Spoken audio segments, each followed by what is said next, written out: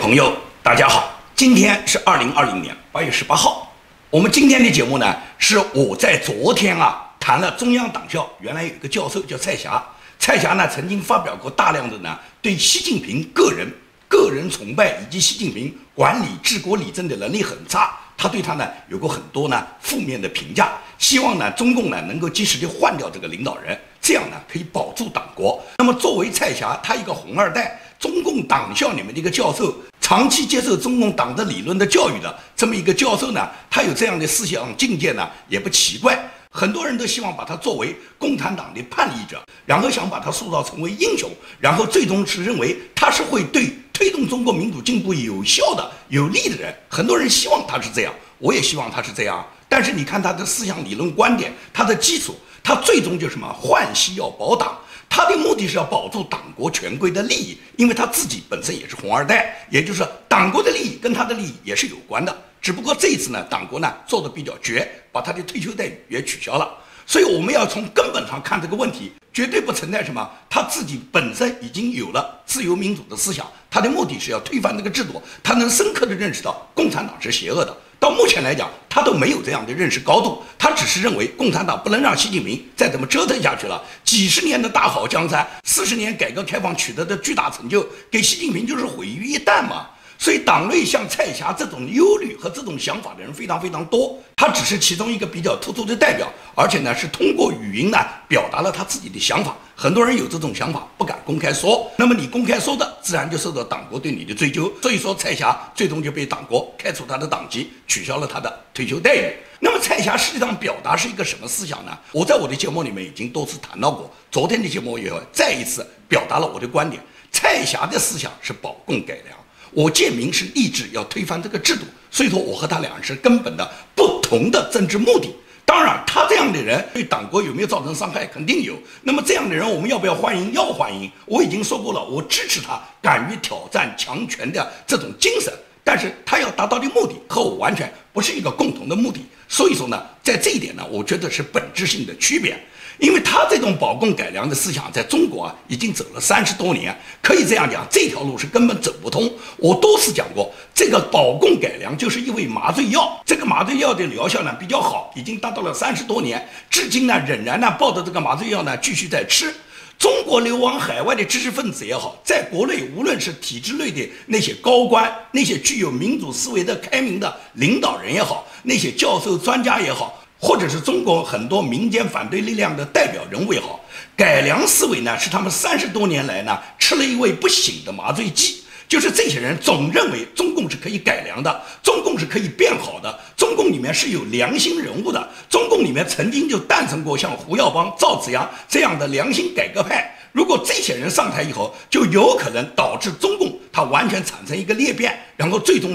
中共就变成了一个民主制度派了，就变成一个民主制度的政党了。你觉得有这个可能吗？中共这个党从基因里面就是邪恶的，他不可能把你这个政党改造成一个民主的政党，它只可能是一个专制的政党。共产党里面无论哪一个改革良心派，哪一个高级领导人物，即使是像赵紫阳、胡耀邦这样，他们也都仅仅是有那种悲天悯人的那种开明思想、开明胸怀，但是他们从来没想过要改造这个党。维护党的利益是包括赵紫阳、胡耀邦在内的党内的这些良心改革派他们的根本宗旨的。所以说从这一点我们就可以看出，为什么我说保共改良30年不行。我给大家举一个例子，1989年6月的时候，也就是邓小平已经在天安门广场举行了大规模的屠杀。在这个屠杀过程中，有相当一批被邓小平要追剿的这些学者学生，这时候都大量的逃往海外。其中知名的学者刘宾彦后来流亡在美国，在他的余生中一直没有放弃跟共产党这个邪恶的政权做斗争。但是刘宾彦的思想境界在哪里呢？刘宾彦可以讲是那个年代代表着中国知识分子可以讲最高最顶尖的这种思想认识了。他是那时候的自由知识分子，然后反对中共这个强权，反对中共这个压迫人民的这个可以讲是最领先最顶尖思维的一批优秀的知识分子。刘宾彦就是这么一个人物，他是一个作家，他曾经写过非常多非常好的作品。在1989年6四期间，他也是踊跃的支持广大学生的爱国行为，最终被中共打击，然后不得不流亡。那么我们就看他当时刘宾彦流亡的时候，他是一个什么思想状态？也就是刘宾彦仅仅在1989年6月份，也就是天安门广场刚刚开枪的时候，他就已经流亡逃到了香港。他在香港就立即发表了一个很有意义的演讲。这个演讲，整个演讲会场啊，可以讲很多观众都是站在走廊上来听刘宾彦老师的演讲的。就是这个共产党意识形态的这个力量，这个在中国尤其是这样，因为中国共产党甚至于跟苏联共产党相比，都更加重视对人们思想的控制。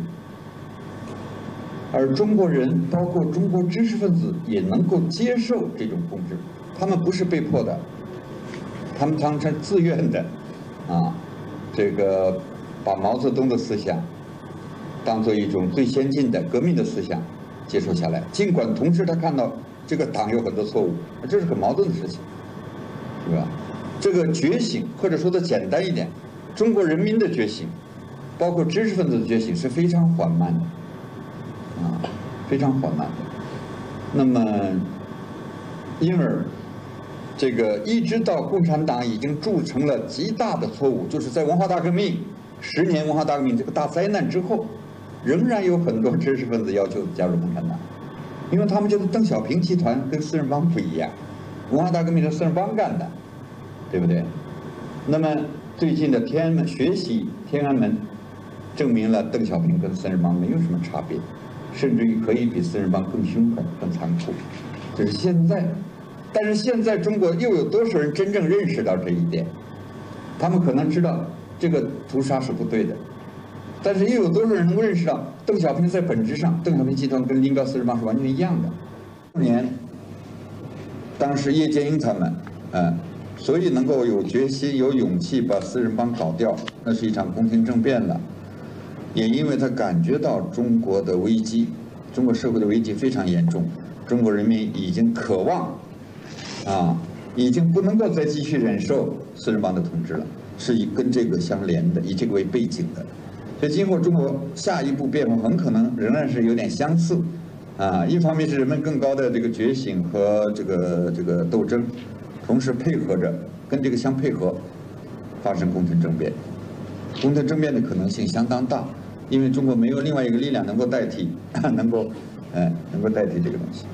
他的演讲水平也很好，但是他的思想观点，你听听他的演讲的思想观点，你就可以看出刘宾彦他的思想认识就这样的高度。所以说，你说中国知识分子为什么我说他们30年来保共改良的思维不灭？因为像刘宾彦这样的学者，他都只能认为到中共是没有办法改变的，要改变就是宫廷政变。他们期待着中国出现一个党内的宫廷政变，然后有良心派，有改革开明派，最终替代共产党这批血债派。他就认为中国的知识分子是自愿接受毛泽东和共产党的思想的，也就是他认为知识分子的这种堕落不是共产党强迫的，而是知识分子自甘选择堕落，他们自动把毛泽东思想作为最先进的思想去吸收。刘宾彦这2点总结的都非常正确，确实中国的知识分子就是这样的。那么他们吸收了毛泽东思想之后呢，他们尽管看到党内有很多错误，但是呢，这是一个很矛盾的，对党内的错误他们可以视而不见。这也就是中国无论发生什么再大的灾难，共产党造成再大的人祸，知识分子很少有批评中共的，因为共产党就是塑造的，它是伪光正嘛，它永远正确嘛。知识分子永远只看到共产党所谓正确、伟大、光荣的那一面，从来没有哪一个知识分子敢随随便便批评中共。一旦批评中共，中共必然打击，就像蔡霞这样，蔡霞这种就是党内体制的反叛者，对中共进行了批评，那中共100%就去打击他了。所以刘宾彦就认为，知识分子和中国一般人民是一样的，他们觉醒的速度是非常缓慢的，他们是不可能形成一个反对力量的。这也就是刘宾彦首先把中国的精英阶层，也就是知识分子阶层和普通劳苦大众阶层，他已经定义为这些人永远也成为不了反对力量，因为他们觉醒的速度非常慢。他的核心思想是什么？他的核心思想就认为中共体制内会产生一个宫廷政变。他举的例子就是说，四人帮粉碎就是人民无法忍受四人帮的统治。这个呢，刘宾彦老师呢就偷换了概念，根本不存在四人帮粉碎，是人民不堪忍受四人帮的统治。可以这样讲，那时候人民是逆来顺受的，和现在的人民没什么区别。也就是四人帮统治也好，毛泽东统治也好，邓小平统治也好，华国锋统治也好，他们没什么改变，根本不存在这个四人帮统治人民不堪忍受的问题。仅仅是这个宫廷政变，华国锋和叶剑英他们需要在党内斗争，需要发动一场宫廷政变以后，然后削夺江青、张春桥这个所谓四人帮他们的权利，然后把中共的权力完全掌控在华国锋、叶剑英这一批人手上。所以说，它本身是党内的一场斗争，是党内高层的一场宫廷政变。政变的结果就是一个专制替代另外一个专制，也就是华国锋和叶剑英仍然走的是共产党这个邪恶的道路。尽管所谓四人帮有很多罪恶，但是大家都知道，四人帮的罪恶就是毛泽东的罪恶，所有四人帮干的坏事都是毛泽东干的。因此，如果追究四人帮的罪恶，首先就应当否定毛泽东，否定文化大革命。但是，无论华国锋、叶剑英还是后来的邓小平，没有一个人敢否定文革的。尽管邓小平这一类的人在文革中都被毛泽东打倒，已经吃透了苦，但是他们不敢否定文革，因为他们需要用毛泽东这个大旗，用毛泽东这个招牌，继续去忽悠老百姓，继续打着毛泽东思想的旗号，然后进行他们血腥的共产党的统治。所以说，刘宾彦他在这里就转换了概念，他变成了四人帮被粉碎是因为人民不堪忍受四人帮的统治，所以华国锋和叶剑英最终就发动了宫廷政变。但是这个宫廷政变是个什么结果呢？这个宫廷政变实际上就是共产党黑帮里面一个帮派替代另外一个帮派。啥宫廷政变啊？宫廷政变能政变出一个民主制度来吗？宫廷政变能政变出一个三权分立、人人有选举权的一个民主国家吗？啥也没有啊！所以说，我不知道为什么这些知识分子都要等待着一个宫廷政变，然后希望这个政变以后，改革开明派上台以后，然后进行中国共产党的改良道路。再改良共产党都是邪恶的，再改良共产党的思想都是吃人的。共产党改变不了他自己吃人、杀人、专制统治的路线啊！所以说，你指望他改良，指望着对共产党动手术进行改造，这就是痴心梦想。因为共产党它本身血液里面都是邪恶的，它每一个基因细胞都是邪恶的。共产党只有消灭，只有铲除，只有更换中国的民主制度，把中国彻底改变成一个民主国家，没有别的道路可走。对共产党任何幻想的人，你们是醒不了的。所以说，30年来，包括像刘宾彦这种优秀的，可以讲一流自由思想的知识分子，他们都是这样的认识高度。因此，刘宾彦他的讲话就代表了当时海外精英他们所有的思想认识高度。因此，海外30多年来，他们把保共改良就变成了他们一个精神追求。实际上，改良就成为了一个用了30多年疗效的麻醉药。那么，国内很多反抗的民间领袖、民间人士，包括共产党党内的很多那些改革开明人物，他们也同样都希望党内能够高层发生一个裂变。那么海外那些良心派呢，更希望呢，就是党内发生裂变以后，有一些党内的良心人物呢，能引请海外的这些知识精英们呢回国参政。他们一直有这个梦想的，这个梦想到30年，他们这个梦都没有醒。8·9·6事后，当时流亡海外，有一批北京来的学者和学生，绝大多数人都认为邓小平很快就会死，良心派很快就会翻盘，他们很快就可以回国。曾经有过这么一个往事，也就是他们在一次聚会上面互相敬酒。当时这个时间我还在牢房里面了，这是我后来到了美国以后，有朋友呢告诉我，当时呢在92年。他们呢有过这么一次盛大的民主军营期间的一个聚会，这个聚会呢，当时呢在酒席间呢，其中呢就有朋友呢互相敬酒。当时在这个学者学生中里面有一个非常风光的所谓学运领袖，他当时在别人对他敬酒的时候，他当时回了别人这么一句话，他就说：下一次你再敬我这个酒，就是在中南海里面了。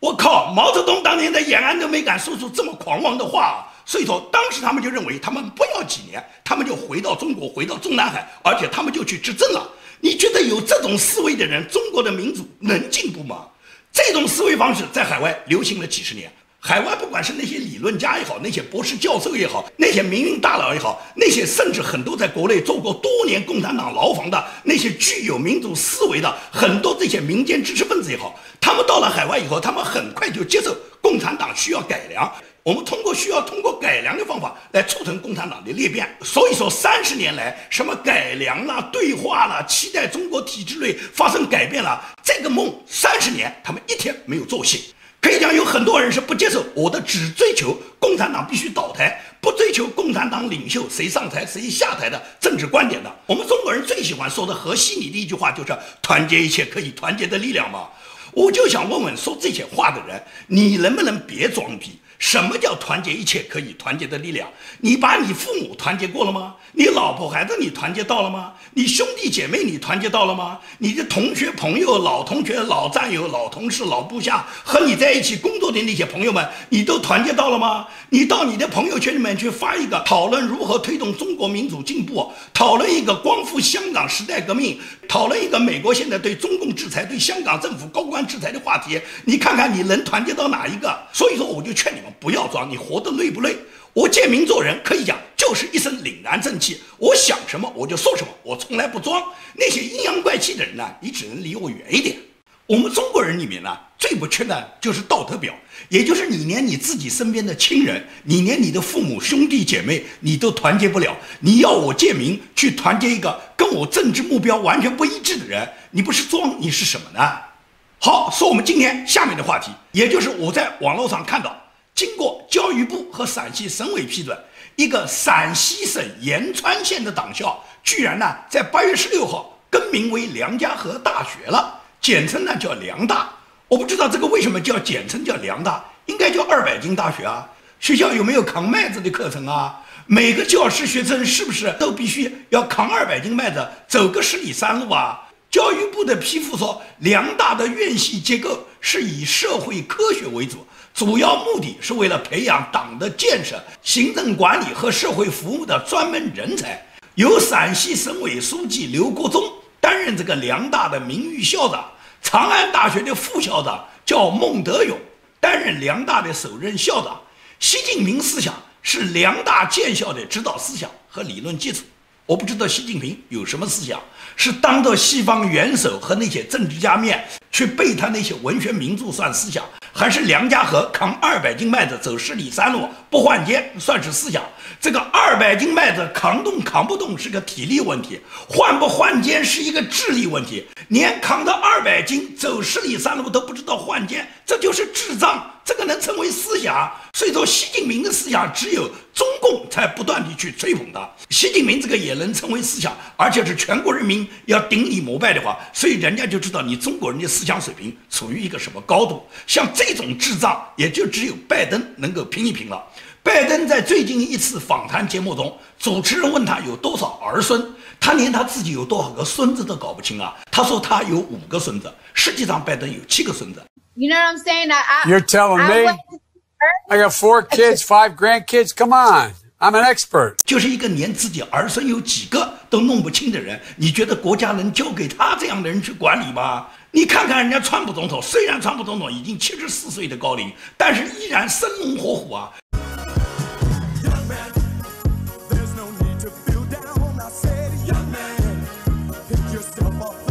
人民是需要把自己的国家交给有这样经历的总统来管理的。你看看川普总统，川普总统最近他有一个讲话，他就说中国是非常希望他输掉大选的。他已经在自从瘟疫之后就不再跟中共有什么对话了。他说他对中国的看法已经发生了根本改变。川普还糊里糊涂地向大家展示了中国购买了美国大量的农产品，什么大豆啊、玉米啊、牛羊肉啊、能源产品啊，川普知道他们买，川普也乐意他们买。但是你买归买，川普对中共打击归打击，这就是川普现在的心态。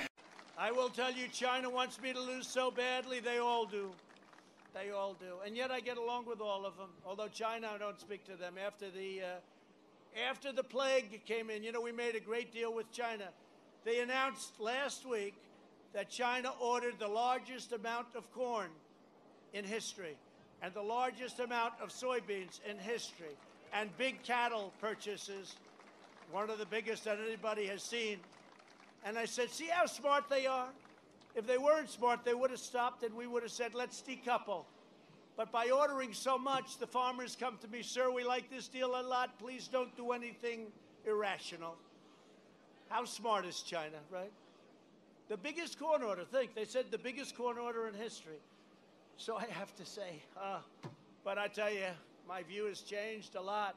We made a great deal with China, but my view has changed a lot. 也就是他现在的心态和8个月前按照他自己讲是完全不一样的。美国共和党海外事务组织委员会的副主席叫余怀松，余怀松最近他就告诉媒体，美国针对香港出台的国安法第二波的制裁很快就到来了。这个第二波制裁主要锁定的对象，除了红二代、红三代之外，香港交易所必然成为美国制裁的对象。川普总统上个礼拜也说过，香港交易所从纽交所和纳斯达克交易所夺走了大量的业务，所以说现在就让港交所去死吧。因此，美国政府即将对港交所开刀。中共权贵在香港上市，那些准备割香港韭菜的那些企业，他们的资产将会大幅缩水。也就是说，港币和美元脱钩，这只是一个时间问题了。港币最后的归属，我个人认为就是退出流通，最终被劣质的人民币所取代。现在都实行国安法了哇，中共在他的眼里面都是应该一国一制哇，一国一制哪要两种货币啊？那港币必然被人民币取代嘛，而人民币将来要数字化，也就是中共通过数字化的货币控制大陆人民，当然也要控制香港人民了。这是中共他最终控制人民、控制人民思想、控制人民所有行动它的根本目的嘛。所以说，港币被人民币取代，人民币被数字化取代，这是中共他现在要推行的一个治国战略。这个战略不仅是要缩水人民的财富，最重要是对人民进行监管。所以在这个过程中，那些第一波被美国制裁的中共高官和港府高官，目前这个打击已经让他们可以讲是直接承受代价。林郑月娥在接受央视的一个访问中，他已经明确说过，他的信用卡现在已经用不了了，很多香港的一些银行现在已经控制他的账户。他说他不在乎，他之所以受到美国打击，正是因为什么？中央政府信任他，而且他越是被打击，越是被制裁，越说明国安法有效。We have to use some financial services, and we don't know whether that will relate back to some American business, and the use of credit cards will be sort of hampered and so on. But those are really meaningless as far as I'm concerned. The most important thing is we feel honorable that we are at this historic moment being trusted by the Central People's Government to enforce a piece of national law to safeguard national security. The more that this attracts the critics of China to attack us means that the more effectiveness this piece of legislation is to achieve its intended objective. So myself and my senior colleagues are very determined to continue what we are doing, and we have said clearly and loudly that we will not be intimidated. 他就是准备跟着共产党上了共产党这个贼船以后，然后在共产党杀人的屠刀上面，要在这个屠刀上沾了血以后，跟着共产党这些刽子手，然后呢一条道走到黑。这是林郑月娥。而港府的警务处长邓炳强呢，邓炳强就比林郑月娥面临的困难要大得多，因为邓炳强毕竟是一个职业警察，他个人的收入呢，过去呢不可能比林郑月娥，包括他林郑月娥丈夫林兆波也是知名的教授，他们的收入比较高，所以邓炳强没那么高的收入。但是邓炳强在香港仍然呢是付了首款以后，然后用大量的贷款的方式购买了一套豪宅的，这个豪宅他每个月都要还按揭的，现在银行都限制他。很多香港的银行已经取消了邓炳强的账户，而他自己以前被贷款的那个银行现在要停止对他的服务，也就是不会再继续提供他贷款了。那这时候邓炳强怎么办啊？也就是邓炳强现在没有一家银行愿意提供他贷款服务。他如果转到中资银行，只要有人揭发了，那么这个中资银行一定会被美国制裁的。所以说，哪一个中资银行现在也不敢随便接受邓炳强帮他提供贷款服务。所以说，邓炳强现在你还不了按揭，银行就是要来收房子的。那除非共产党愿意拿钱一板头帮你把它全部付掉。如果邓炳强这个钱共产党帮他付掉了，那么香港要不要查一查邓炳强收入不明、收入来源不明，要不要对邓炳强进行廉政调查，这个都是后话。也就是说，你跟着共产党混，你无论怎么去做，最终呢，你都要承担你自己必然要付出的代价。美国就在昨天，美国司法部宣布，现年67岁的一个美籍香港人叫马玉清。这个人呢，曾经呢多年在美国中央情报局，就是 CIA 任职。他在呢今年8月14号已经被正式逮捕。逮捕他的原因是什么？根据法院的文件显示，马玉清1982年就开始在中央情报局工作。他在工作期间接触到美国很多机密，因此呢，他跟中央情报局是签署了保密协议的，包括承诺他在中央情报局工作期间，以及他将来在中央情报局离职之后，都必须负有保守美国国家、美国政府机密的这个责任。但是呢，他在中情局工作了7、8年以后，他在1989年呢离开了中情局。离开了中情局以后呢，他就到上海生活。他在上海生活期间呢，接触了中共的要人，然后跟中共的情报机关呢就建立了联系。他2001年呢就开始呢回到了夏威夷居住，因为呢他是美籍港人，也就是原来是香港人，已经呢在美国呢规划为美国公民。那么马玉新呢，他在上海期间就和他的亲戚呢共同串通以后，和中国的情报机关合作，然后他这个亲戚呢作为他的同案犯呢，跟他一起向中国的情报机关呢提供了大量的美国的情报，而且他们在一次交换情报的过程中呢，他是被美国中情局已经掌握，把他一部分内容拍摄下来。拍摄下来呢，主要是拍到他接受5万美元现金，并且他当场点钱的这个场景。那么很难解释这个5万美元呢是因为什么样拿到，这个仅仅是拍到他拿钱的这个过程，没有拍到呢他具体呢交换情报的这个内容。所以说呢，中情局就开始对他一个长期跟踪。他2001年移居夏威夷以后呢，就开始寻求呢到美国联邦调查局，就是 FBI 工作。因为他过去有过在中情局工作的这个背景，所以呢，他最终被美国联邦调查局檀香山办事处把他聘请为呢合同制的语言专家，然后呢到联邦调查局去工作，然后在进入 FBI 工作之后，他在随后的很多年里面，他都定期复制拍照和盗窃了很多标有机密标记的美国政府的文件，然后呢，他经常前往中国，随身携带了一些他偷到的文件和视频以及呢图片录像，目的就是把这些文件传给中国的情报人员。到了2019年，美国中情局和美国 FBI 都决定要对他进行收网。这时候呢，就派出一个 FBI 的探员，冒充呢中共的情报官员呢，跟他接头。在跟他接头过程中，就让马玉新相信来人呢就是中共的一个官员，实际上这个人是 FBI 化妆的，也就是通过化妆的这个探员跟马玉新交流以后呢，通过他们2次会面，他给了他2000美金，并且告诉他这个呢是中共呢感谢他的一点小意思。